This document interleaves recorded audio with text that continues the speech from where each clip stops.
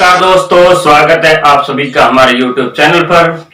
दोस्तों, हम पढ़ रहे थे विकारी और अविकारी शब्द, वो हमारे हो चुके हैं पूर्ण, और आज उससे ही संबंधित एक बिंदु का हम अध्ययन करने जा रहे हैं, वो है पद परिचय।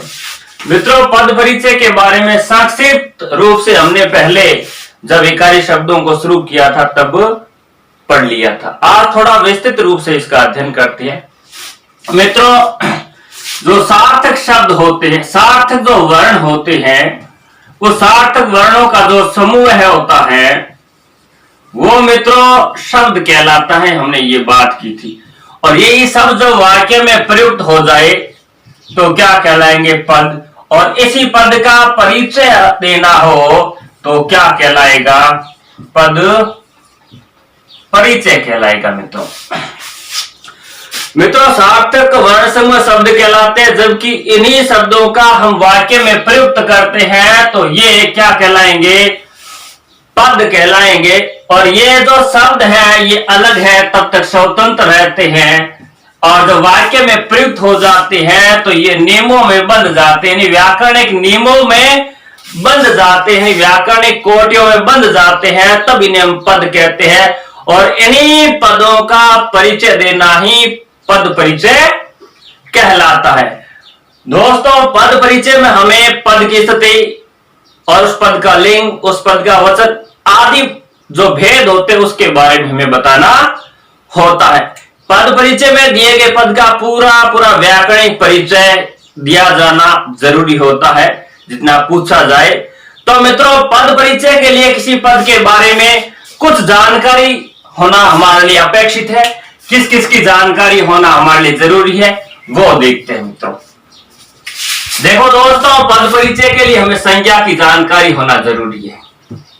संज्ञा के साथ साथ सर्वनाम की जानकारी हमारे लिए आवश्यक है, और सर्वनाम के साथ साथ विशेषण की भी जानकारी हमारे लिए आवश्यक है, और विशेषण के साथ साथ क्रिया की भी जानकारी हमारे लिए आवश्यक है। क्रिया के साथ साथ क्रिया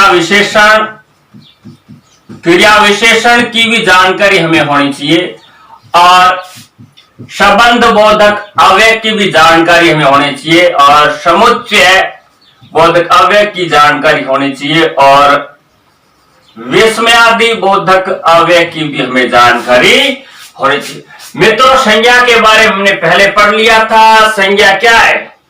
एक विकारी शब्द है, सर्वनाम विकारी शब्द है, क्रिया विकारी शब्द है। क्यों है? क्योंकि लिंग, वचन, काल, पुरुष के आधार पर इनका रूप परिवर्तित होता रहता है। क्रिया विशेषण, संबंध बोधक अव्यय, समुच्चय बोधक अव्यय और विस्मयादि बोधक अव्यय, ये मित्रों हमने पढ़ लिए थे अविकारी शब्द।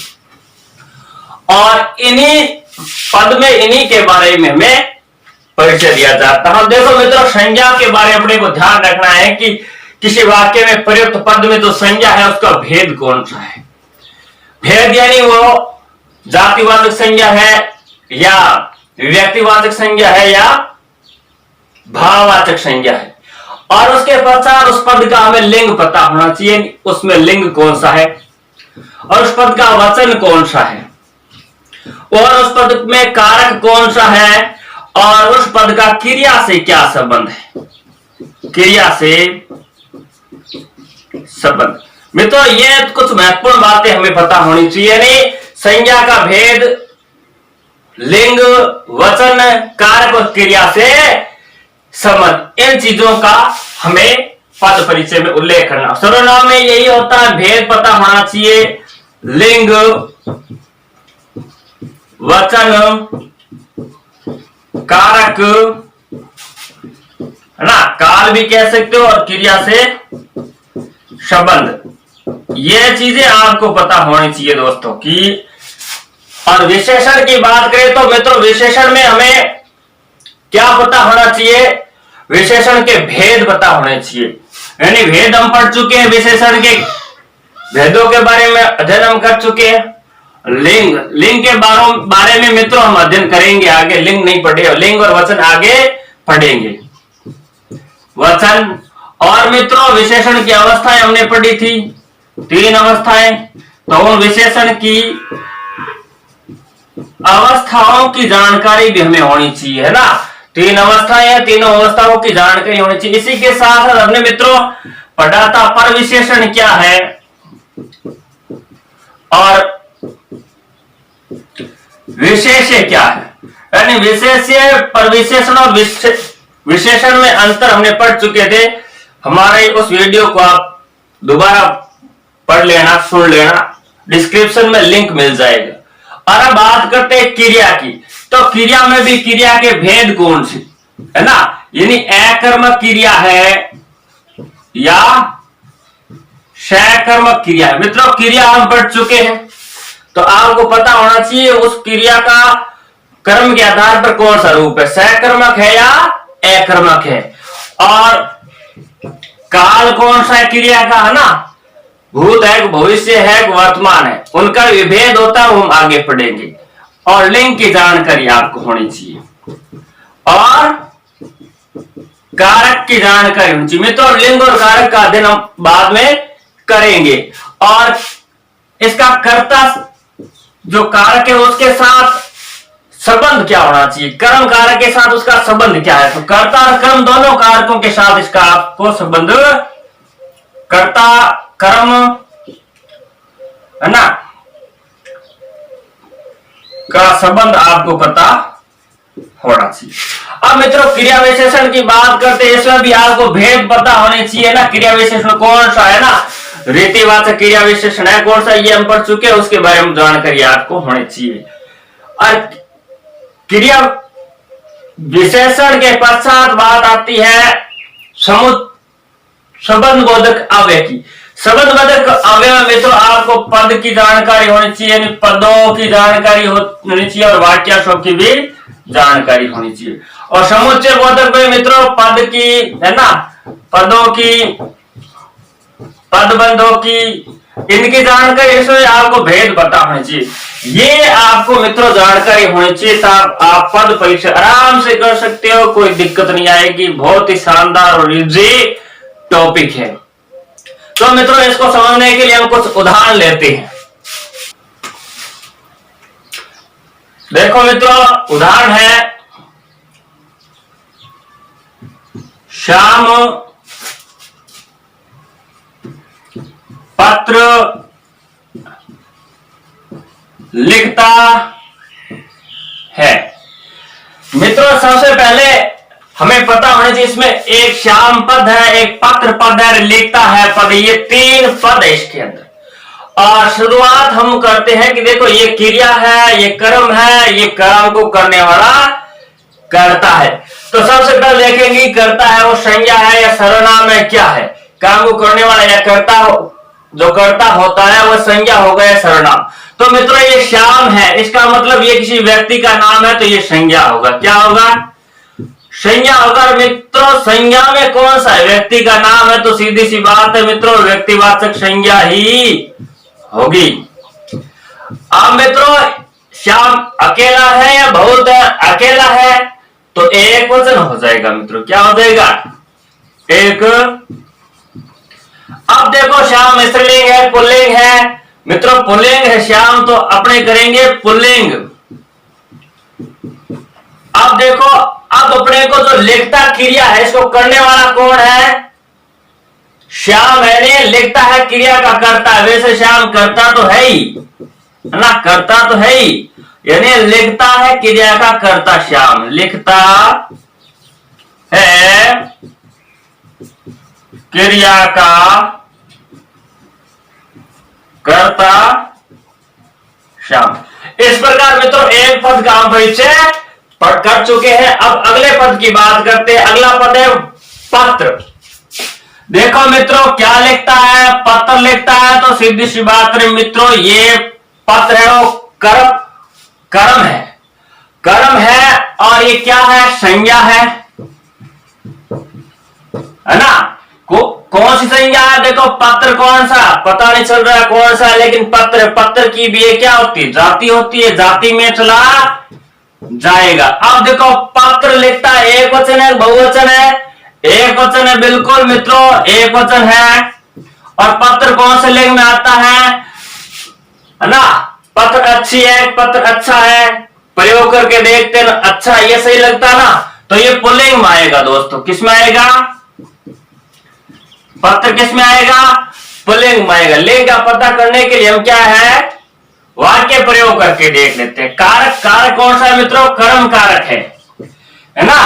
क्या लिखता है? पत्र लिखता है। और लिखता है क्रिया का क्या है? लिखता है क्रिया का कर्म है मित्रों। तो ये मित्रों हमारे एक पद का परिचय और हो चुका है। अब बात करते हैं तीसरे पद का। ये एक पद है, ये एक पद है और ये एक पद। मित्रों ये पद लिखता है क्या है? क्रिया है। कौन सी क्रिया है? क्या लिखता है? पत्र लिखता है। उत्तर मिल रहा है, इसका मतलब सहकर्मक क्रिया है ना। सहकर्मक क्रिया है, क्योंकि पत्र लिखने वाला तो श्याम ये कर्ता हो गया, तो ये कर्म तो होना ही है। अब देखो लिखता है पुल्लिंग, लिखती है स्त्रीलिंग होगा, तो क्या हो जाएगा? ये पुल्लिंग हो जाएगा दोस्तों। लिखता है का लिखते हैं, लिखता एक वचन है दोस्तों, तो एक वचन करेंगे। साधारण बिल्कुल सिंपल है। काल कौन सा? लिखता है। लिख रहा ना, वर्तमान काल होगा। वर्तमान काल, वर्तमान में मित्रों अगर पूछे तो ये सामान्य वर्तमान काल है, इसका हम आगे अध्ययन करेंगे। सामान्य वर्तमान काल के विभेद किए जाते हैं, उनको हम आगे पढ़ेंगे। अब देखो ये जो क्रिया है वो किसके अनुसार है? श्याम के अनुसार है। श्याम पत्र लिखता है, सीता होती तो पत्र लिखती है, हो जाता ना। तो ये जो क्रिया है वो किसके अनुसार आई है? कर्ता के अनुसार। तो उन्होंने मित्रों क्रिया के प्रयोग पढ़े थे, 3 प्रयोग पढ़े थे, कर्तरी प्रयोग, कर्मणी प्रयोग और भावे प्रयोग। यानी यहां जो क्रिया है, क्रिया कर्ता के अनुसार है। किसके अनुसार? कर्ता के अनुसार है, इसलिए क्या हो जाएगी? कर्तरी प्रयोग होगी दोस्तों। क्या होगी? क्रिया कर्ता के अनुसार कर्तरी प्रयोग होगा। तो मित्रों ये देखो हमारे एक वाक्य में 3 पद, तीनों पदों का हम परिचय आराम से दे चुके, कोई दिक्कत नहीं है। और उदाहरण लेते हैं मित्रों, एक दो, ये समझ में आ गया होगा उम्मीद करते हैं। मित्रों हमारे चैनल को सब्सक्राइब नहीं किया है तो अभी तक सब्सक्राइब कर ले, लाइक शेयर अवश्य करें दोस्तों ना। इसी तरह के वीडियो आपको आगे मिलते रहेंगे। और उदाहरण लेते हैं, वाह उपवन में सुंदर फूल खिले हैं। वाह है, वह है उपवन में सुंदर फूल खिले है। देखो मित्रों इसके अंदर देखो ये पद है, ये पद है, ये पद है, ये पद है और ये पद है। इन्हीं पदों का हमें क्या देना है? परिचय देना है। सबसे पहले वाह, पता करते संज्ञा है, वाह संज्ञा नहीं है, सर्वनाम नहीं, विशेषण नहीं, क्रिया नहीं, है ना। तो क्या ये अव्यय है? कौन सा अव्यय? क्रिया विशेषण नहीं है, संबंध बोधक नहीं है, समुच्चय बोधक नहीं है। कौन सा है? विस्मयादि बोधक है ना। विस्मयादि अव्यय हमने पढ़े थे, तो ये क्या सबसे पहले मित्रों में पता होना चाहिए? अव्यय है। अव्यय में कौन सा अव्यय मित्रों? विस्मयादि बोधक अव्यय है, विस्मयादि बोधक है मित्रों। विस्मयादि बोधक में हमने पढ़े थे, इसके भेद पढ़े थे ना। वाह ये देखो प्रसन्नता व्यक्त कर रहा है, तो हर्ष सूचक होगा। कौन सा होगा? हर्ष सूचक अव्यय होगा। अब मित्रों उपवन में, अब देखो ये क्या है? उपवन यानी बगीचा, यानी ये तो एक संज्ञा हो गई, है ना। ये क्या एक संज्ञा हो गई। कौन सी? उपवन मित्रों जातिवाचक संज्ञा में आती है। कौन संज्ञा आएगी? जातिवाचक संज्ञा आएगी। पता नहीं चल रहा उपवन कौन सा है ना। विशेष अगर बगीचे का उपवन का नाम होता तो व्यक्तिवाचक में जाती, है ना। अब उपवन क्या है? उपवन अच्छी है, उपवन अच्छा है, बिल्कुल ये पुल्लिंग होगा। और वचन क्या है? बिल्कुल एक वचन है दोस्तों, पुल्लिंग है, एक एक वचन है। और इसके साथ साथ एक चीज और है, उपवन में, उपवन में ये कारक है, कौन सा कारक है? अधिकरण में, पे, पर, कहां पर, किसमें? उपवन में। तो ये कौन सा कारक हो जाएगा? अधिकरण कारक हो जाएगा दोस्तों। कौन सा? अधिकरण कारक हो जाएगा मित्रों। अब ये है सुंदर। मित्रों सुंदर आपको पता ही है क्या है? विशेषता बता रहा है। किसकी? फूल की। फूल की विशेषता बता रहा है। तो फूल तो मित्रों क्या होगा? विशेष्य है। और ये क्या हो जाएगा? विशेषण। किसका विशेषण? फूल का विशेषण। तो ये विशेष्य और विशेषण। विशेषण में कौन सा? ये सुंदर फूल। फूल का क्या है? गुण है। तो ये गुणवाचक विशेषण हो जाएगा। और इसके साथ साथ मित्रों लिंग कौन सा है? लिंग कौन सा है? सुंदर पुल्लिंग है। वचन कौन सा मित्रों? एक वचन है। सुंदर हमें सुंदर एक वचन है, विशेषण है, गुणवाचक है, और फूल विशेष्य का विशेषण है। ये आपको ध्यान रखना। यानी ये फूल विशेष्य है, उसका क्या है? विशेषण है। अब मित्रों फूल विशेषण है, इसके साथ साथ क्या है? संज्ञा है। फूल अलग, गुलाब अलग होता है, चमेली अलग होता है। फूल फूल फूल एक जाति है। क्या है? तो कौन सी संज्ञा हो जाएगी? जातिवाचक संज्ञा के अंदर आएगा फूल, है ना? फूल अच्छा है, अच्छी है, पुल्लिंग हो जाएगा। फूल, है ना? एक वचन हो जाएगा। फूल कैसे मित्रों? फूल खिले हैं, फूल खिला। फूल मित्रों हमेशा बहुवचन में होता है। फूल मित्रों हमेशा बहुवचन होता है। और इसके साथ साथ खिले हैं क्रिया का कर्म। ये क्या खिले हैं? फूल खिले। अब मित्रों खिले क्या है? क्रिया है। ठीक है, बहुवचन में है, बिल्कुल बहुवचन में, क्योंकि ये बहुवचन है तो ये भी बहुवचन हो जाएगा। खिले क्रिया बहुवचन है तो फूल भी बहुवचन हो जाएगा। और पुल्लिंग है, बिल्कुल मित्रों पुल्लिंग है। खिले हैं यानी खिले हैं, खिले हुए हैं, नहीं खिल चुके हैं। नहीं काल की बात करें तो भूतकाल होगा, और भूतकाल में कौन सा अगर पूछे तो ये आसन भूत होगा। तो मित्रों ये था। एक दो और हम उदाहरण लेते हैं और पढ़ते हैं थोड़ा और इसका विस्तृत रूप से जानते हैं पद परिचय को। तो वहां ऊपर में सुंदर फूल खिले, इसका पद परिचय हमने कर लिया था। और उम्मीद करते हैं कि आपको अच्छा समझ में आ रहा होगा।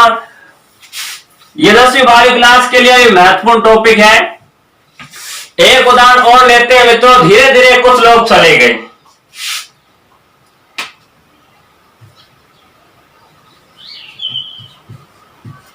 धीरे धीरे कुछ लोग चले गए। मित्रों धीरे धीरे कुछ लोग चले गए। अब देखो इस वाक्य में देखो, एक ये पद है, एक ये पद है ना? चले गए क्रिया है। अब मित्रों इसमें देखो कुछ लोग चले गए धीरे धीरे ना, तो ये भी एक पद है। इनका आपने क्या देना है? पद परिचय। सबसे पहले धीरे धीरे पता करते। संज्ञा है? बिल्कुल नहीं है। सर्वनाम नहीं है, क्रिया नहीं है, विशेषण नहीं है। क्या है? क्रिया विशेषण है। और क्रिया विशेषण क्या है? अव्यय है, या मित्रों कह सकते हैं अविकारी शब्द है। और कौन सा अविकारी शब्द है? क्रिया विशेषण है दोस्तों। कौन सा है मित्रों? क्रिया विशेषण भी कौन सा है? कैसे चले गए? धीरे धीरे चले गए। कैसे का उत्तर आता है वहां? कौन सा होता है मित्रों? रीतिवाचक क्रिया विशेषण होता है। कौन सा होता है? रीतिवाचक क्रिया विशेषण होता है। अब देखो ये कैसे चले गए, यानी किसकी विशेषता? ये इसकी विशेषता है। चले गए कैसे? धीरे धीरे। तो चले गए क्रिया का क्या है? विशेषण है। चले गए क्रिया का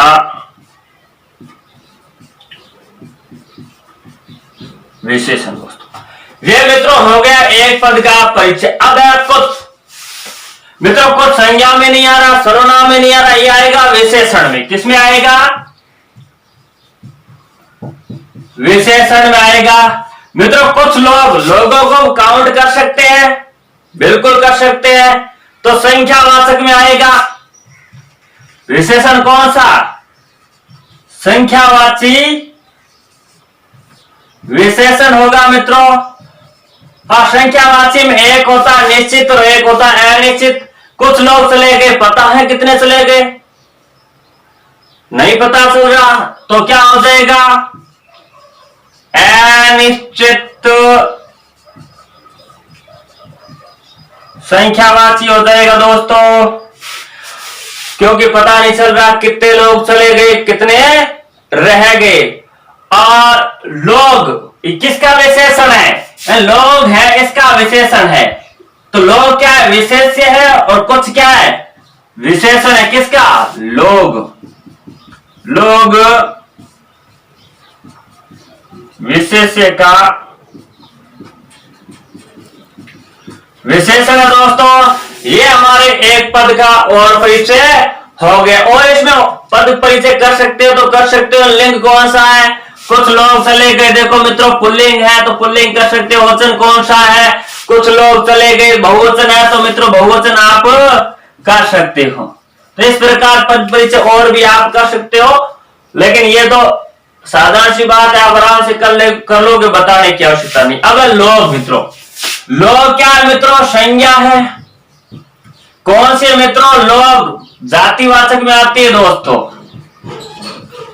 जातिवाचक में आएगी। किसमें आएगी मित्रों? जातिवाचक संज्ञा होगी। अब बताओ लिंग कौन सा है? पुल्लिंग है। वचन कौन सा है? बहुवचन है। लोग बहुवचन में आएगा, है ना? पुल्लिंग आएगा, बहुवचन आएगा, बहुवचन आएगा। और ये क्या है मित्रों? कर्ता कारक है, कर्म कारक है। क्या है? चले जाने की क्रिया कर कौन रहे हैं? लोग ही तो कर रहे हैं, तो लोग क्या हो जाएगा? कर्ता कारक हो जाएगा। क्या हो जाएगा? कर्ता कारक हो जाएगा। यानी हम कह सकते हैं चले गए क्रिया का कर्ता, चले गए क्रिया का कर्ता कह सकते हैं। यानी चले गए क्रिया का कर्ता। अब मित्रों एक रह गया चले गए। ये देखो मित्रों क्रिया है, कर्म है इसके अंतर्गत, है ना? क्या चले गए? कौन चले गए? नहीं, क्या चले गए? उत्तर नहीं आ रहा। कौन नहीं करना, कौन तो आ जाएगा कर्ता कारक। क्या चले गए? पता नहीं चल रहा था कौन सी क्रिया है? अकर्मक क्रिया है, बहुवचन में है। लिंग कौन सा है? पुल्लिंग है मित्रों। और काल कौन सा? चले गए, काम हो गया तो भूतकाल हो जाएगा दोस्तों। क्या हो जाएगा? भूत काल की क्रिया हो जाएगी। और हम कह सकते हैं कि ये जो क्रिया है चले गए, किसके अनुसार प्रयुक्त हुई है? लोग के साथ। लोग चले गए, है ना? या अगर महिलाएं होती तो चली गई होता। यानी क्रिया किसके अनुसार आ रही है? कर्ता के अनुसार आ रही है। तो हम कह सकते हैं कर्तृ प्रयोग है। जहां क्रिया कर्ता के अनुसार आए वहां कर्तृ प्रयोग होता है, कर्म के अनुसार आए वहां कर्मणि प्रयोग होता है। 3 हमने पढ़े थे प्रयोग क्रिया, कर्तृ, कर्मणि और भावे। तो मित्रों उम्मीद करते हैं कि आपको पद परिचय समझ आ गया होगा। अगर कहीं डाउट हो तो आप कमेंट बॉक्स में कमेंट करके आप मुझे पूछ सकते हैं। बहुत बहुत धन्यवाद।